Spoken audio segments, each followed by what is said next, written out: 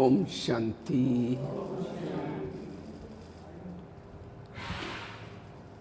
तो विशेष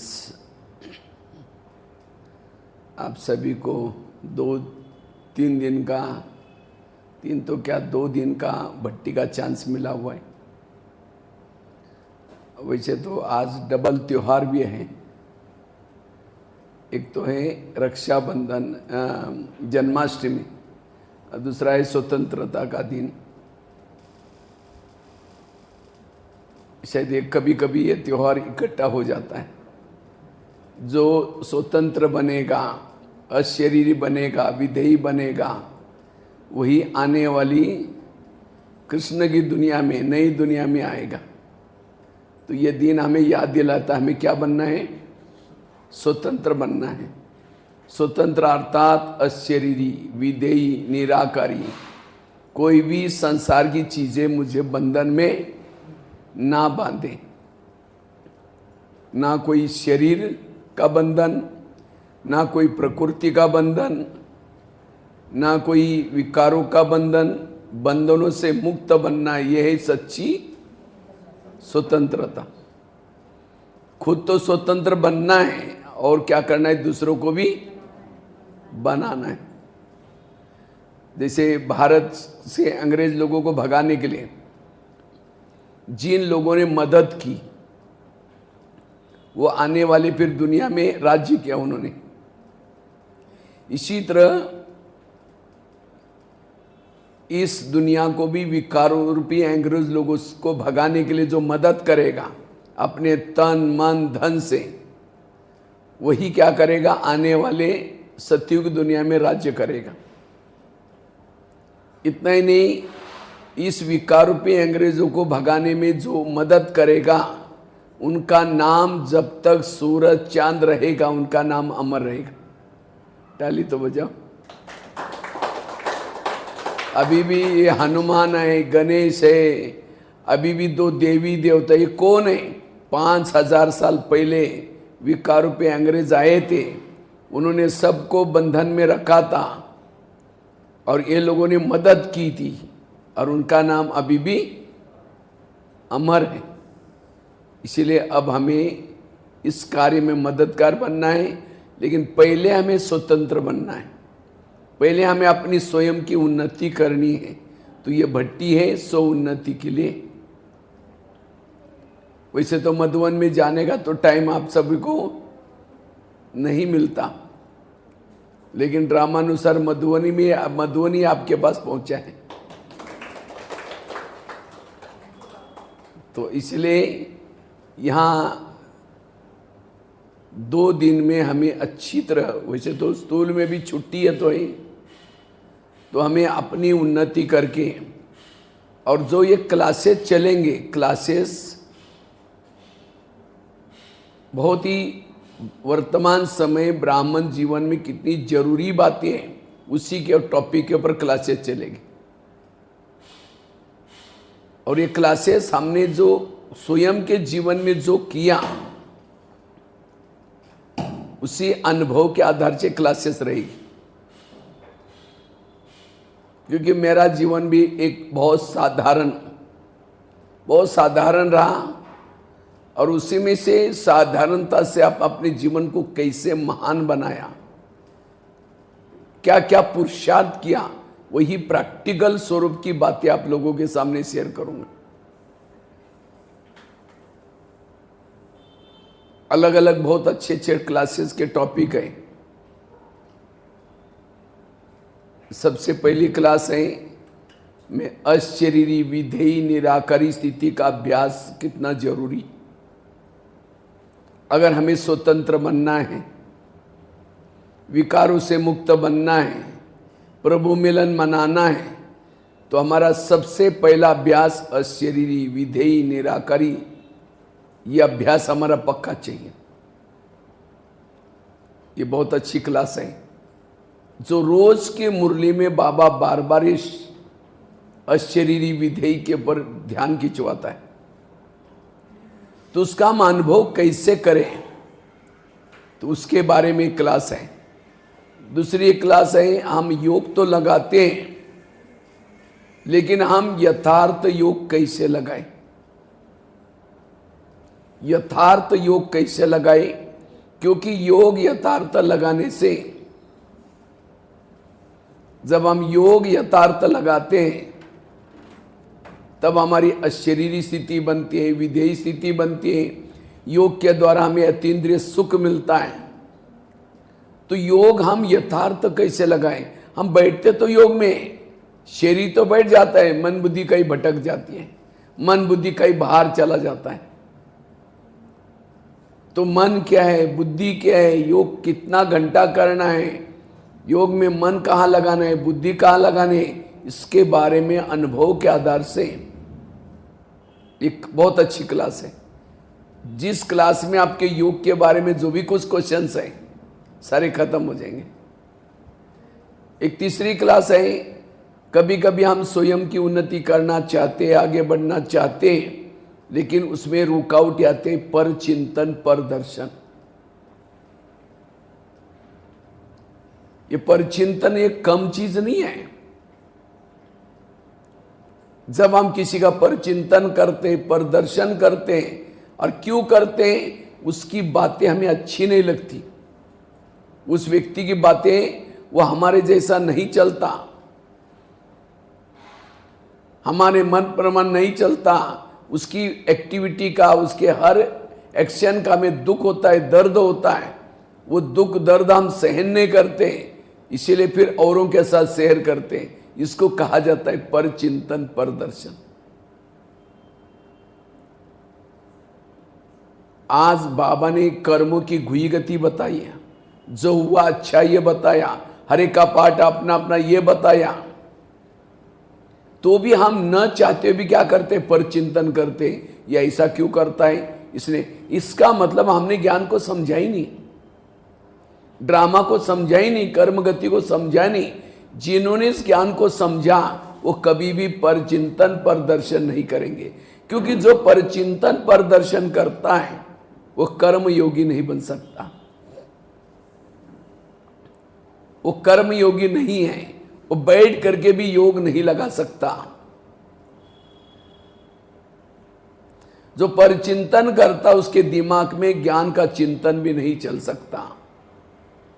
इसलिए इस पर चिंतन की बातों से कैसे बचना, उसकी भी बहुत अच्छी गहरी क्लास है। क्योंकि जो परचिंतन करता है उसको बाबा कभी प्यार नहीं करेगा, क्योंकि बाबा को हर आत्मा प्रिय है। लेकिन हम कहते हैं ये क्यों करता है, ये ऐसा क्यों करता है।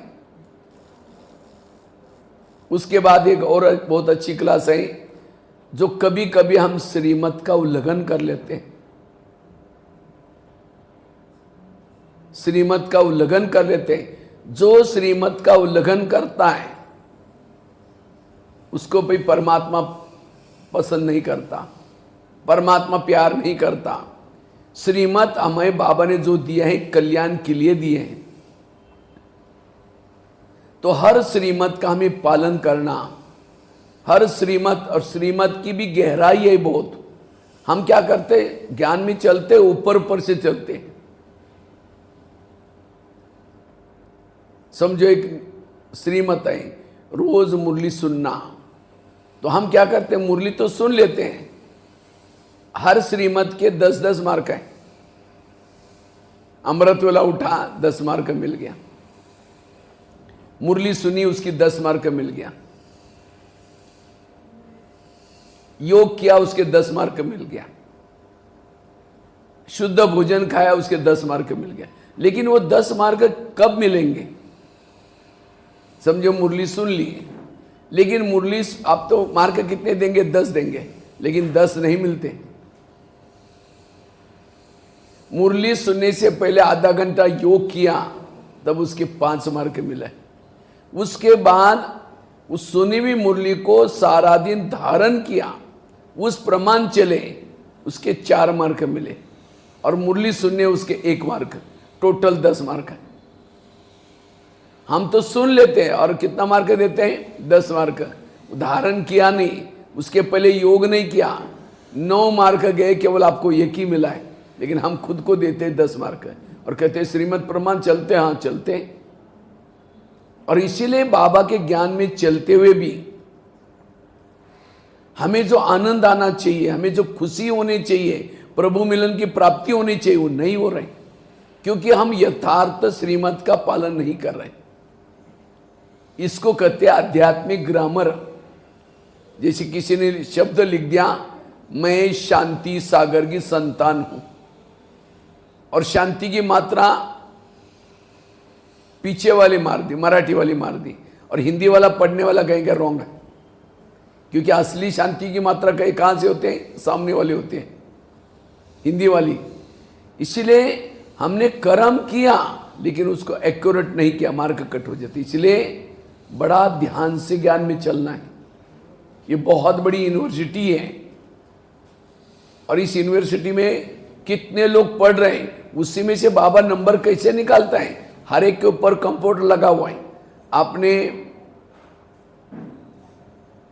क्लास के पहले योग किया, आपके कंप्यूटर में आपका मार्क जमा हो गया, लेकिन योग करते समय भी आंखें बंद थी, मार्क कट हो गया।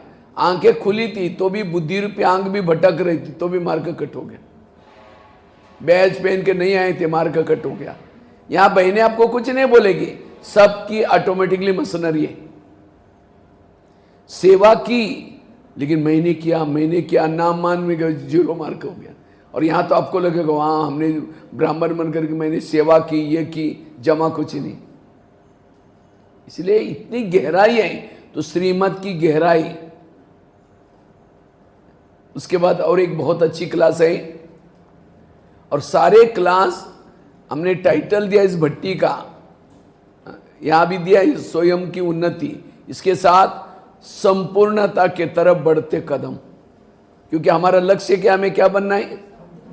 संपन्न बनना है, संपूर्ण बनना है, कर्मातीत बनना है। लेकिन इसके कदम मैं सुना रहा हूं, क्या क्या कदम है। अशरीरी बनने का पहला कदम, दूसरा कदम बताया यथार्थ योग करने का कदम, तीसरा कदम परचिंतन से मुक्त बनने का कदम, चौथा कदम श्रीमत प्रमाण चलने का कदम। ये जब कदम आप चलेंगे तब आपकी संपूर्ण अवस्था आएगी। एक कदम में की कमी आपको संपूर्ण बनने नहीं देगी, कोई ना कोई रुकावट आएगी। 5वां कदम है, अगर हमें स्वयं की उन्नति करनी है, इसके लिए इंद्रियों पर शासन करना। आज हमारे जीवन में जो समस्या है, क्या समस्या है? योग नहीं लगता। और क्या समस्या है? संस्कार नहीं बदलते। और क्या समस्या है? मुझे सहन नहीं होता। इस सभी समस्याओं की जड़ें इंद्रियों की अधीनता। हम दूसरे को दोषी बनाते, इसके कारण ऐसा हो रहा है, इनके किसी के कारण कुछ नहीं हो रहा है, सारी हमारी जो कर्मेंद्रिय के अधीन है, इसीलिए प्रॉब्लम है। इसीलिए स्वराज्य अधिकारी बनना। जिन्होंने इंद्रियों पर शासन किया वो है स्वतंत्र। आज हर इंसान आंखों के अधीन है, जीभ के अधीन है, कान के अधीन है, मुख के अधीन है, मन के अधीन है, बुद्धि के अधीन है। और जो अधीन है वो कभी अधिकारी नहीं बन सकता, वो भविष्य में कभी राजा नहीं बन सकता। और हैदराबाद वाले यहां तो राजा ही मशहूर है ना, तो राजा बनना है, उसका सहज पुरुषार्थ तो अपने आप के ऊपर राज्य करो। ब्रह्मा बाबा ने क्या किया? ब्रह्मा बाबा ने अपने इंद्रियों पर शासन किया, और इसी से बाबा क्या बने? नारायण बने। तो ये स्वराज्य अधिकारी बनने का पुरुषार्थ, अगर ये आज तक की हमारा ध्यान इसके तरफ है ही नहीं है। जैसे भारत में अंग्रेज आए थे, क्यों आए थे? भारत में नवाबों का शासन था, बंगाल का नवाब, बिहार का नवाब, सूरत का नवाब। अंग्रेज आए, नवाब के साथ दोस्ती की और दिल्ली के ऊपर अटैक किया, और भारत क्या हो गया? गुलाम हो गया। इसी तरह शरीर रूपी इंडिया, और इस इंडिया में राजधानी कहाँ है? ब्रुकुटी में। और माया रूपी अंग्रेज आते हैं और दोस्ती किसे करते हैं? नवाबों के साथ। ये कान, मुंह, आंखें कौन है? नवाब। और इसीलिए आज हमारे शरीर में कौन घुसे? विकार रूपी अंग्रेज घुसे। इनको जब तक भगाएंगे नहीं, तब तक आप स्वयं की उन्नति नहीं कर सकते। और इसके लिए रोज चेक करो कौन सी कर्मेंद्रिया मुझे धोखा दे रहे, कौन सी इंद्रिया मुझे धोखा दे रहे। इसको ही बाबा के शब्द में बाबा बोलते हैं, बच्चे सो परिवर्तन करो। सो परिवर्तन मतलब ब्याज पहन लिया, सफेद ड्रेस पहन लिया, रोज की मुरली सुन ली, अमृत वाला उठे, हो गया परिवर्तन। ये तो ऊपर का परिवर्तन हो गया। सो परिवर्तन अर्थात हर इंद्रियों को श्रीमत प्रमाण चलाना। योग में बैठे आंखें बंद हो जाती, और मोबाइल में कोई गलत चीजें देखते वो समय बंद नहीं होती, टक टक रात को 12 भी बजे देखती रहती। इसका मतलब आंखें ज्ञान में नहीं चल रही। इसलिए एक एक इंद्रियों को ज्ञान में चलाओ, यह है परिवर्तन। और जब यह परिवर्तन आएगा तब लोग कहेंगे माता बड़ी अच्छी है, ये भाई बहुत अच्छा है। अभी भी हम ज्ञान में चल रहे हैं, हमारे व्यवहार का प्रभाव दूसरे ऊपर नहीं पड़ रहा है, क्योंकि हम इंद्रियों के अधीन हैं। और जो इंद्रियों के ऊपर राज्य करता है उसका भाव स्वभाव सब अलग दिखाई पड़ेगा। इसीलिए स्वराज्य अधिकारी का 5वां कदम,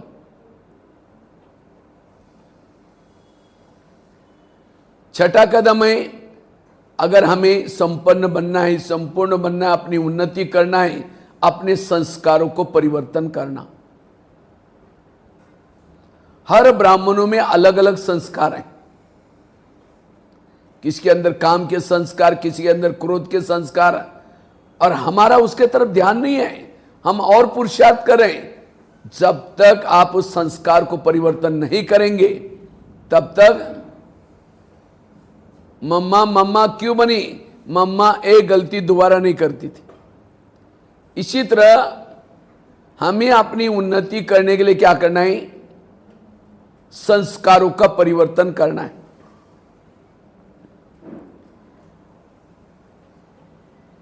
कोई भी डिस्पेंसरी में जाते हैं तो दवाई कौन सी लेते हैं, कौन सी लेते हैं, जो बीमारी है वो दवाई लेते हैं।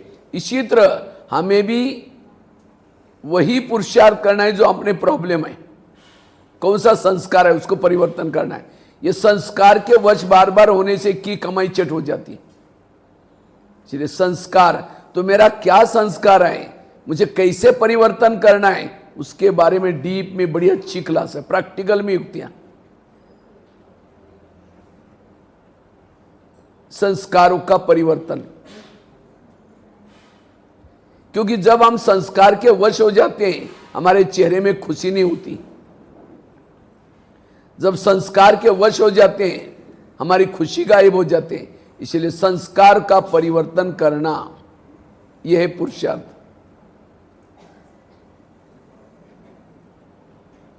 उसके बाद आगे और एक बहुत अच्छी क्लास है,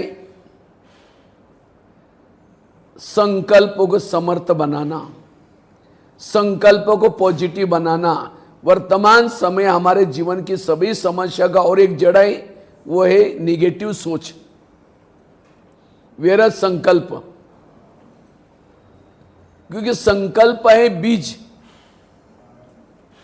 अगर बीज ही आपका निगेटिव, संकल्प से हमारे शब्द बनते हैं, संकल्प से हमारी वृत्ति बनती है, संकल्प से हमारी दृष्टि बनते हैं। सारा खेल है संकल्प का। अगर मेरे संकल्प निगेटिव है, मेरा सब कुछ निगेटिव। आज दुनिया में जो लोग परेशान हैं, तनाव टेंशन है, क्यों? उनके संकल्प निगेटिव है। आज ज्ञान में चलते, हमें सब ज्ञान पता है, ड्रामा का ज्ञान है। भाई आवाज कम किया गया, आवाज थोड़ा बढ़ा, नहीं कम नहीं, मेरे को बढ़ा। आज दुनिया में जो समस्या है, क्यों समस्या है? क्योंकि वहां निगेटिव सोच है। अगर आपके भी संकल्प निगेटिव हैं, आप ज्ञान में चलने के बाद भी दुनिया वालों की तरह परेशानी रहेंगे, ज्ञान में होने के बाद भी परेशान रहेंगे। इसलिए अगर इस ब्राह्मण जीवन का आनंद लेना है, खुशी को अनुभव करना है, प्रभु मिलन करना है, अपने संकल्प को समर्थ बनाओ। जिसके संकल्प समर्थ पॉजिटिव, वो अशरीरी, विधेयी, निराकारी। क्योंकि हमारी इस पढ़ाई का मुख्य सार है फरिश्ता बनना। ब्रह्मा कुमारीज एक बहुत बड़ी यूनिवर्सिटी है। ब्रह्मा कुमारीज बहुत बड़ी यूनिवर्सिटी है। फरिश्ता हमारी डिग्री है, देवता हमारी नौकरी। ताली तो बजाओ। हम यहां यूनिवर्सिटी में क्यों पढ़ रहे हैं? बच्चे क्यों पढ़ते हैं? डिग्री लेने के लिए। और जिसके पास डिग्री है उसको क्या मिलते हैं? नौकरी मिलते हैं। अब अगर फेल भी हो गया लेकिन डिग्री है तो भी क्या होता है? कहीं ना कहीं तो चपरासी तो बन ही जाता है। इसी तरह जो इस ब्रह्मा कुमारी यूनिवर्सिटी में आता है, फेल भी हो जाएगा तो भी उसको सतयुग में आ ही जाएगा। लेकिन जिसको प्रॉपरली डिग्री है उसको नौकरी अच्छी तरह मिल जाएगी, अर्थात उसका पद ऊंचा होगा। इसलिए, लेकिन ये फरिश्ता की डिग्री किसको मिल सकती है? जो हल्का रहता है, हर परिस्थिति में हल्का। यह है भगवान के ऊपर भरोसा। लेकिन आज लौकिक में, अलौकिक में कोई बातें आती हैं, हम भारी हैं। और जो भारी है वो ज्ञानी नहीं है, वो अज्ञानी है। जो निगेटिव सोचता है, वेरस सोचता है, वो अज्ञानी है, ज्ञानी नहीं है। इसलिए वो इतनी सुंदर क्लास है, आपको सुनने के बाद सारा दिमाग ही हल्का हो जाएगा। और ये क्लासेस सारे मैं सुनाऊंगा नहीं, लेकिन मैंने खुद अपने लाइफ में इसको एंजॉय किया है। लाइफ की बातों के आधार से सुना रहा हूं मैं। और ये अशरीरी बनने के लिए, योग लगाने के लिए समर्थ बनना बहुत जरूरी है। इतना ही नहीं, जितना समर्थ बनेंगे उतना आपका हेल्थ भी अच्छा रहेगा। इसलिए समर्थ सोच, संकल्प समर्थ, पॉजिटिव सोच जरूरी है। तो हम अपने विपरीत परिस्थिति में भी विचारों को कैसे पॉजिटिव बनाएं, हर समस्या में पॉजिटिव कैसे रहें, ये कला इस क्लास में मिलेंगे। अगर इतने भी हम मुख्य बातें इनका अभ्यास करेंगे तो हम कर्मातीत के तरफ जा सकते हैं। तो कितने कदम हो गए? 6 कदम हो गए। पहला बताया अशरीरी बनने का, विधेयी बनने का, निराकारी बनने का। दूसरा बताया यथार्थ योग करने का। तीसरा बताया परचिंतन से बचने का कदम। चौथा बताया ईश्वरीय श्रीमत का पालन करने का कदम। पांचवा बताया स्वराज्य अधिकारी बनने का कदम। छठा बताया विरत संकल्प से मुक्त बनने का कदम। और एक सातवां बताया था संस्कार परिवर्तन का कदम। संस्कार परिवर्तन, ये 7 कदम के ऊपर डीप में हम चर्चा करेंगे।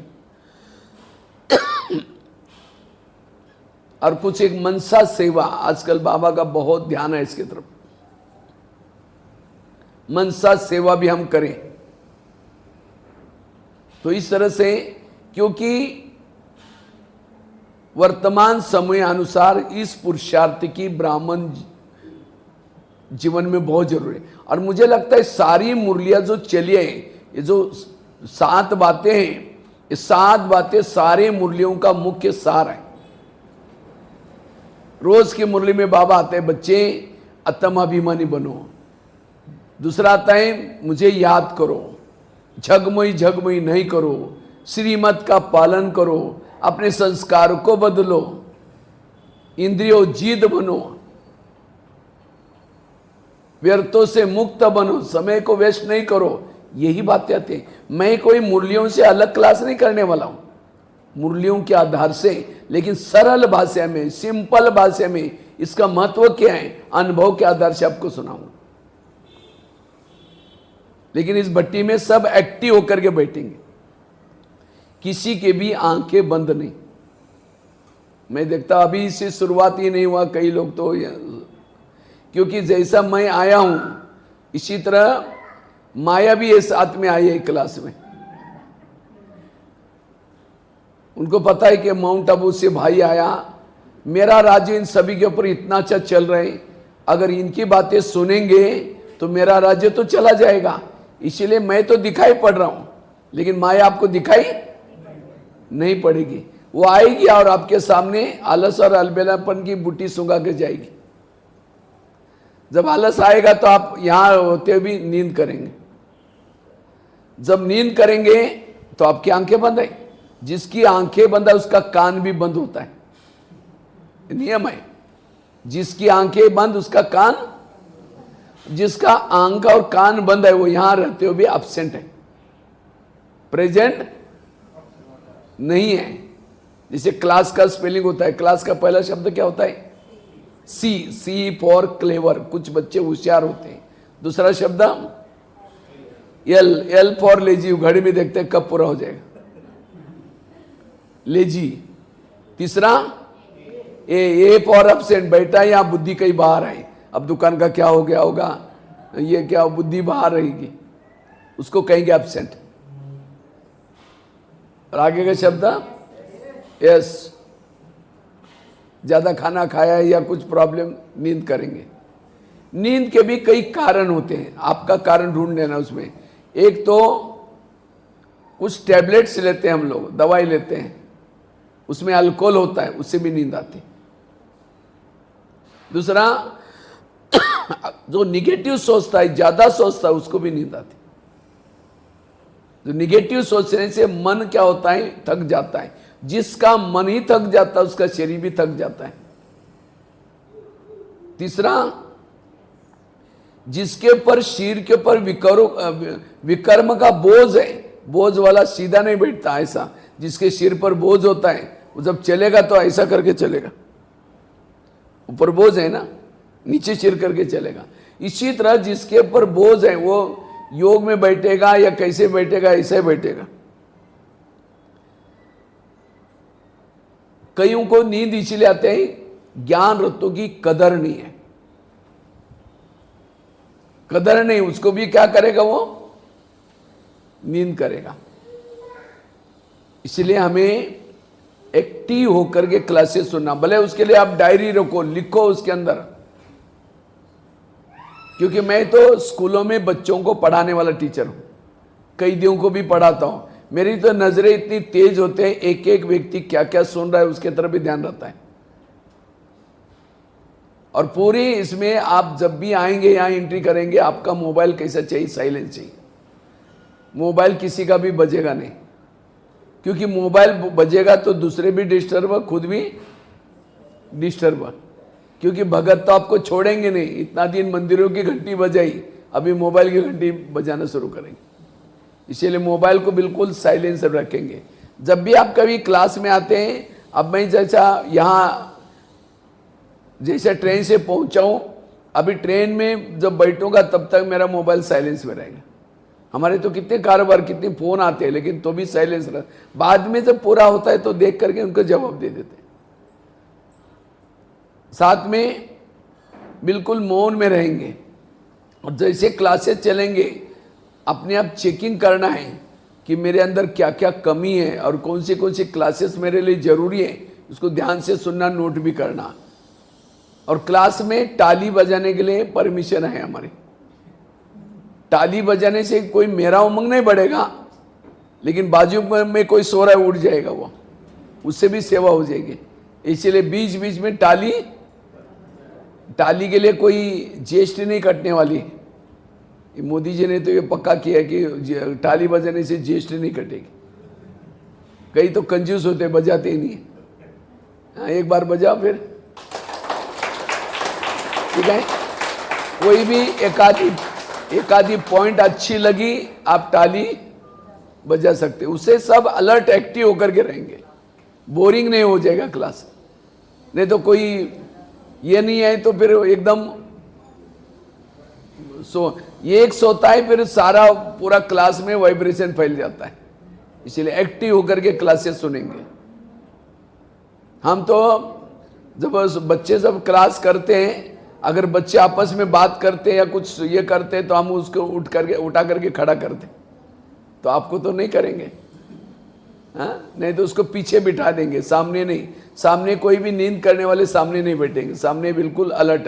नहीं तो मेरे को भी क्लास अच्छे पॉइंट नहीं निकलेंगे। मुझे लगा कि मैं जबरदस्ती इनको दे रहा हूँ।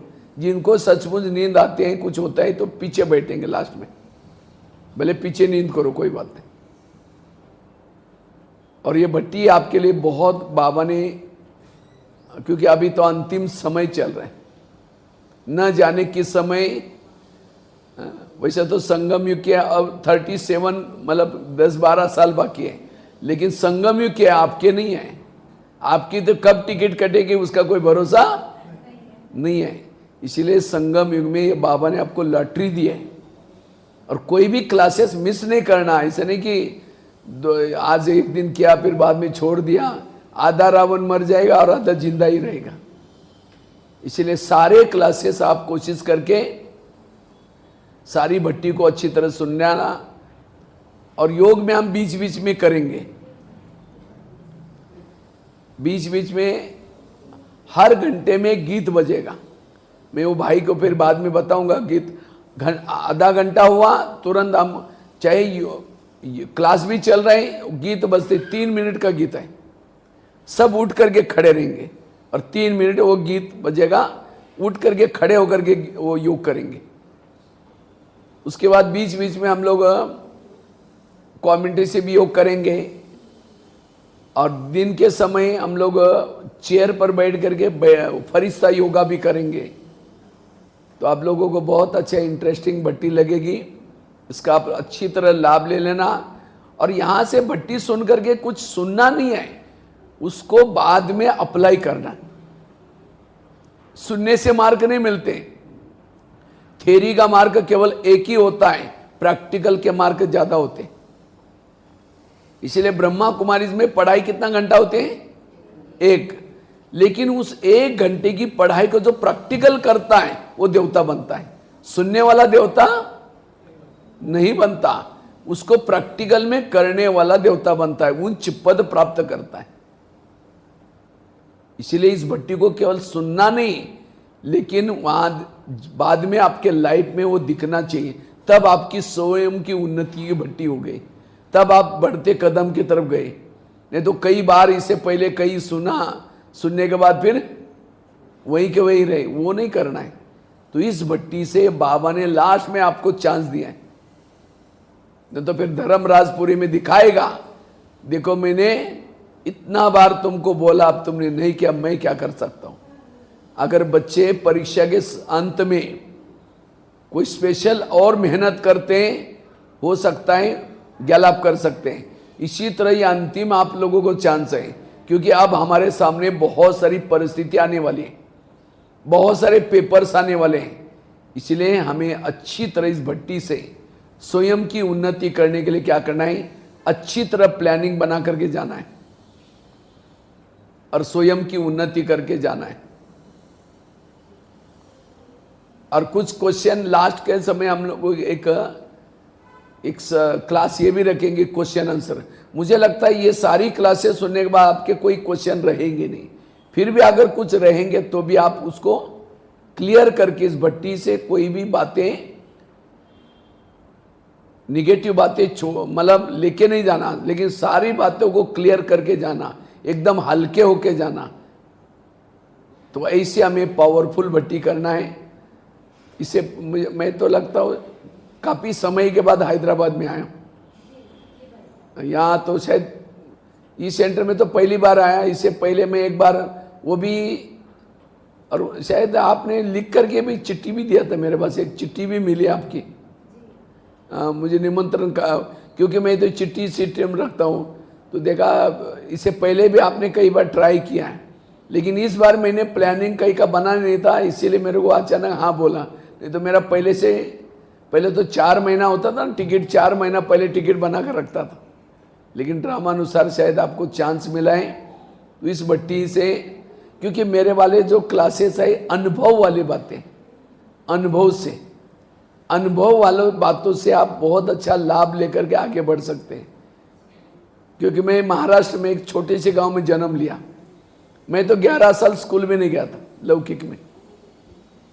जो बकरी चराते उस परिवार में मेरा जन्म हुआ। तो 11 साल के बाद हमारे खेती से, और एक बार कपड़े डाले फटने तक निकालते भी नहीं थे। भक्ति तो इस जन्म में की नहीं थी हमने। जो भी भक्ति हो गई, बाबा को ढूंढ ढूंढ करके थक गए, हमने बाबा को छोड़ ही दिया। हमने मतलब अभी तुम देना, तो बाबा ने मुझे खुद ढूंढ लिया, मैंने ढूंढा नहीं बाबा को। और कैसे ढूंढा, मैं 11 साल के बाद हमारे खेती से एक रोज बच्चा स्कूल में जाता था। तो मैं सोचता था ये रोज कहाँ जाता है, उसके पीछे पीछे गया। एक मंदिर में स्कूल लगती थी, एक ही रूम थी, 7 कक्षा इकट्ठी होकर के बैठती थी। मैंने कहा सर मुझे भी पढ़ना है। तो टीचर ने मना किया, आप तो बड़े हो गए, थोड़ी पढ़ सकते हैं। मैंने कहा सर मेरे को कोई सर्टिफिकेट नहीं चाहिए, मेरी कोई हाजिरी न लगाना, मुझे कक्का सीखना है। मैं बाहर जाऊंगा तो बस का बोर्ड कैसे पढ़ूंगा। तो मेरी लगन दे करके टीचर कहता ठीक है कल से आओ। तो पहले दिन टीचर ने मुझे 5वीं कक्षा वालों के साथ बिठाया और कहा कि पहले को सुना कि तुम भी सुन लेना, दूसरे को सुना कि तुम भी सुन लेना। रोज जब जाना शुरू किया, घर वालों ने पूछा रोज तुम कहाँ जाते हो। मैंने कहा स्कूल में। कहा कि स्कूल क्या होता है। हमने कहा उसमें पढ़ते हैं, नौकरी लगते हैं। कहा कि अपने पैसा नहीं जाना। मैंने कहा मैं बिना पैसे का पढ़ूंगा। तो मैं रोज सवेरे जल्दी उठता था, नीम के बीज इकट्ठे करता था, बबुल के पेड़ पर चढ़ करके गम निकालता था, उसको बेचता था। हमारे यहाँ करंजी का एक पेड़ होता है, उसकी करंजी निकाल करके उसको बेचता था। अपने पाँव पर खड़ा होकर के पढ़ाई किया। 7वीं कक्षा में बोर्ड की परीक्षा थी। तो टीचर ने कहा तुम डायरी पेन नहीं लाते, कल से नहीं आओ। मैं सोचा अब क्या करें, घर में तो मना किया है। तो मैं क्या करता था, रद्दी से पुरानी डायरी लाता था, पहले स्याही से लिखते थे। तो रद्दी की डायरी को ला करके पानी से धुलाई करता था, धुलाई करके धूप में सुखा करके फिर लिखता था। तो एक दिन आया, उसी रद्दी में ब्रह्मा कुमारी का किताब मिला और उसी किताब ने कमाल किया, आज यहां तक पहुंचा। कहां गांव में रहते थे, हमारे गांव में बस भी नहीं चलती, बिल्कुल ऐसे इंटरनल खेती में रहते थे। लेकिन बाबा ने उस किताब के माध्यम से मुझे वहां तक पहुंचाया। और उस किताब में 3 लोग का चित्र था, 3 लोग का चित्र। तो 8 दिन पहले हमको टीचर ने एक लेसन पढ़ाया था, मनुष्य चांद तक गए, आर्मस्ट्रांग, नील आर्मस्ट्रांग। तो मैंने जब ये ब्रह्मा कुमारी का किताब देखा तो मैंने देखा चांद से भी पार ब्रह्मा बैठा है, विष्णु बैठा है, शंकर बैठे हैं, उसके पार भी ज्योति बिंदु आत्माएं बैठे हैं, आत्माएं दिखाए हैं। तो मैंने सोचा यहाँ कोई वैज्ञानिक गया होगा तब तो जाकर किताब बनाया। मैंने क्या किया, उस किताब के पन्ने को सर को दिखाया। हमने कहा सर आपने उसी दिन कहा कि मनुष्य पहला कदम चंद्रमा पर रखा है, लेकिन उसके पार भी ब्रह्मापुरी, विष्णुपुरी, यहाँ कौन कदम रखा था, उनका नाम तो बताया नहीं आपने। सर ने कहा कोई गया ही नहीं। मैंने कहा भाई ये किताब देखो, चित्र कितना अच्छा बना है।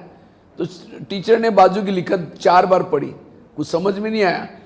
टीचर मेरे को सीधा बोलता है ऐसा है, इसका कोई क्वेश्चन परीक्षा में नहीं आएगा। हमने कहा सर पढ़ाई केवल क्वेश्चन आंसर लिखने के लिए थोड़ी पढ़ते हैं। मैंने प्रिंसिपल को जाकर पूछा, उन्होंने भी गोलमाल जवाब दिया। गांव के जितने भी पढ़े लिखे लोग सबको पूछा, सब गोलमाल जवाब दिया। फिर मैंने क्या किया, ब्रह्मा कुमारी में पत्र लिखा, वो किताब जहां से छपा था, पत्र लिखा, आदरणीय ब्रह्मा कुमारी आप लोग तो चंद्रमा से भी पार गए, लेकिन आप लोगों ने अपना नाम ज्योग्राफी में क्यों नहीं डाला करके पत्र लिखा। तो वहां से मुझे पत्र आया, आप 10 रुपये भेजो। तो मेरे पास 10 रुपये तो था ही नहीं। मैंने कुएं से ला करके पानी बेचा, 2 पैसा 3 पैसा, 6 महीने में 10 रुपये कटा कट दिया और उसको मनी ऑर्डर से भेजा। और उसी से मुझे हर महीने में किताब आता था, आत्मा क्या है, फिर दूसरे महीने में परमात्मा क्या है। तो ऐसा करके 6 महीने में मेरा कोर्स हो गया। मेरी 10वीं भी पूरी होगी। जब 10वीं पूरी होगी, 10वीं में बोर्ड में फर्स्ट नंबर लिया।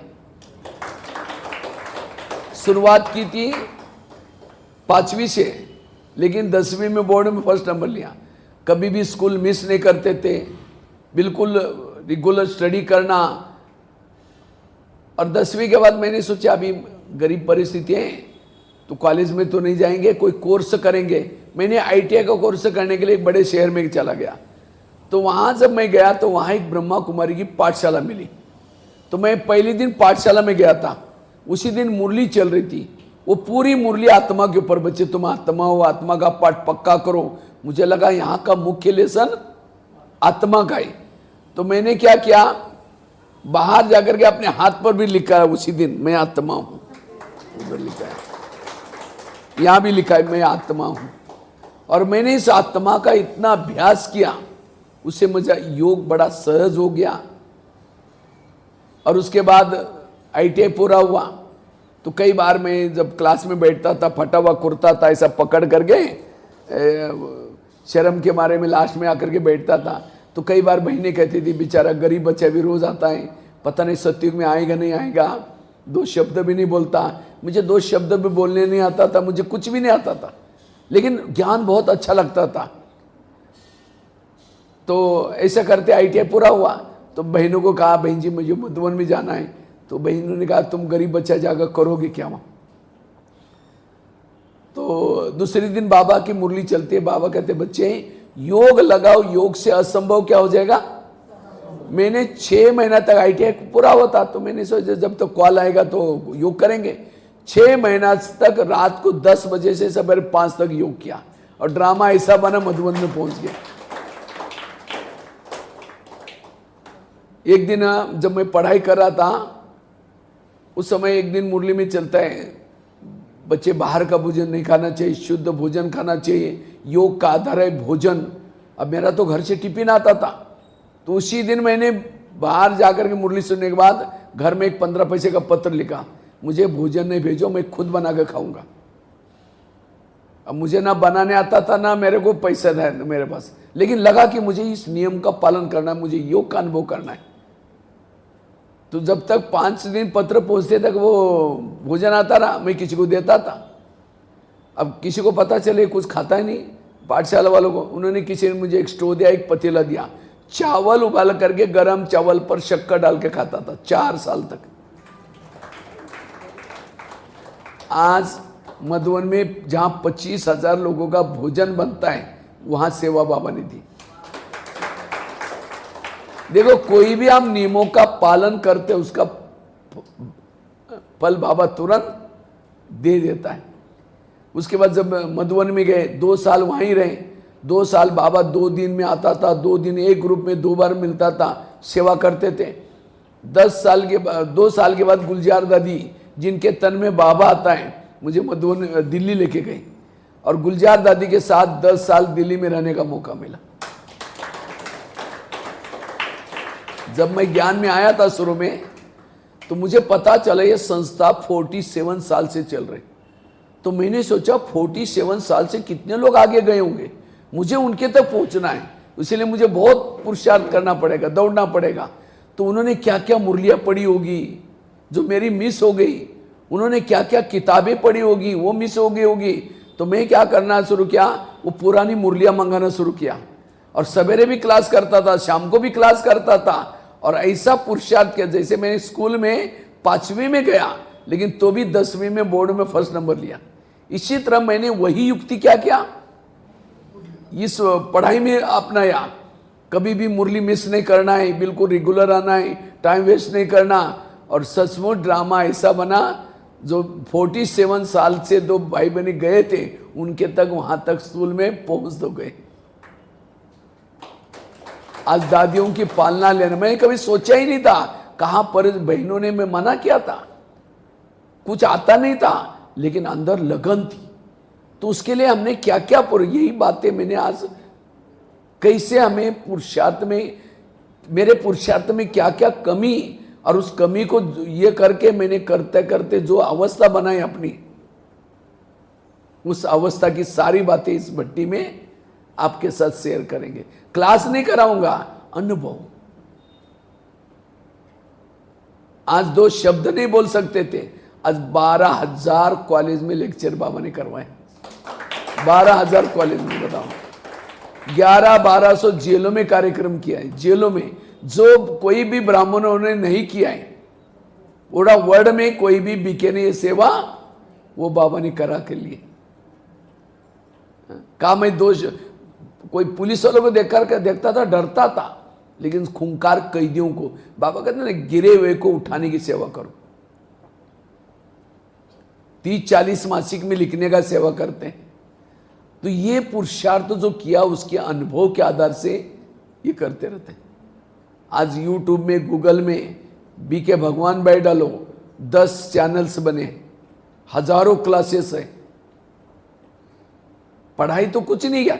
मेरे सामने जो प्रॉब्लम आई, समस्या आई, हर प्रॉब्लम को पॉजिटिव लिया और वो प्रॉब्लम मेरे लिए वरदानी बन गई। आज किसी के सामने जब प्रॉब्लम आते हैं, निगेटिव सोचते हैं, विरस सोचते हैं, बाबा के ऊपर भरोसा नहीं आपका। आपके प्रॉब्लम कई पहली बार थोड़ी आए, 5000 साल पहले भी तो आए। तो इसीलिए आपका काम है प्रभु का चिंतन करना, प्रभु का काम है इस प्रॉब्लम का समाधान करना। लेकिन हम क्या करते हैं, अपने प्रॉब्लम का के बारे में सोचते हैं। प्रभु कहेगा अच्छा ये मेरा काम कर रहा है, मैं बीच में क्यों जाऊं भाई। प्रभु की मदद नहीं मिलेगी। इसलिए प्रॉब्लम के बारे में सोच करके टाइम वेस्ट नहीं करो, लेकिन बाबा को याद करने में लगा दो। कहते ना, भगवान का ध्यान लगाओ, भगवान तुम्हारा ध्यान रखेगा। अंगद एक बार रावण के दरबार में गया और प्रतिज्ञा की, पांव जमाया, जो ये पांव हिलाएगा सीता उसकी हो जाएगी। अब कुदरती नहीं हिला।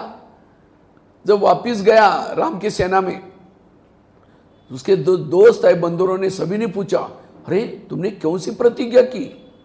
अगर पांव हिल जाता तो सीता तो रावण की हो जाती। कहता है तो सीता तो राम के, पांव हिलाना न हिलाना उस राम का काम है, मेरा क्या है? मैंने प्रतिज्ञा कर दी।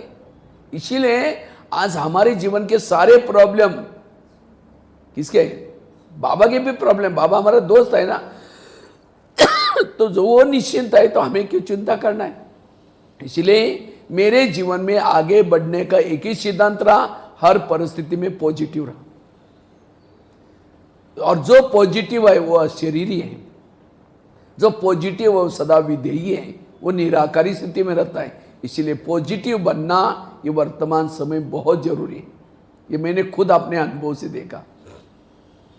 तो ये बहुत अच्छी अच्छी क्लासेस के अनुभव के आधार से आपको सुनाते रहेंगे। ठीक है, ओम शांति।